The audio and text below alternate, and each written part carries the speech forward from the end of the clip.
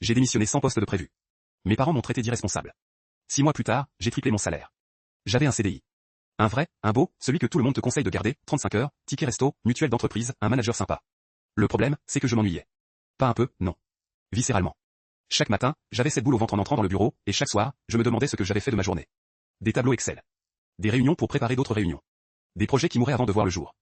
Je gagnais 2300 € par mois à faire semblant de travailler. Un mardi, sans prévenir personne, j'ai posé ma démission. Pas de plan B, pas d'offre en poche, pas d'économie de 6 mois. Juste la certitude que je ne pouvais plus continuer comme ça. Mes parents ont pété les plombs. Mon père m'a appelé le soir même pour me traiter d'irresponsable, de gamin, de rêveur. Tu crois que la vie c'est un conte de fées? Tu as un CDI, tu as de la chance, et tu craches dessus. Ma mère pleurait au téléphone en me demandant comment j'allais payer mon loyer. Même mon meilleur ami trouvait que j'allais trop vite. J'ai encaissé. J'ai passé les 2 premières semaines à dormir, à marcher, à réfléchir à ce que je voulais vraiment faire. Puis j'ai fait un constat simple, pendant 6 ans, j'avais passé mes soirées à bricoler des sites web pour le plaisir, pour mes potes, pour des associations. J'avais un vrai savoir-faire, mais je ne l'avais jamais considéré comme un métier.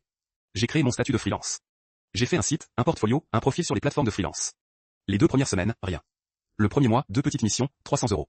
Je commençais à douter, à me dire que mes parents avaient raison, que j'étais un con qui avait tout quitté pour rien. Et puis, un soir, un message. Une entreprise qui cherchait quelqu'un pour refaire son site e-commerce, avec un budget sérieux. J'ai répondu, j'ai proposé une démo, j'ai été pris. Puis un autre client, puis un autre. Au bout de 3 mois, je gagnais autant qu'avant. Au bout de 6 mois, j'avais triplé mon salaire de l'époque. Et je travaillais de chez moi, à mes heures, sur des projets que je choisissais. Mes parents n'ont jamais présenté d'excuses.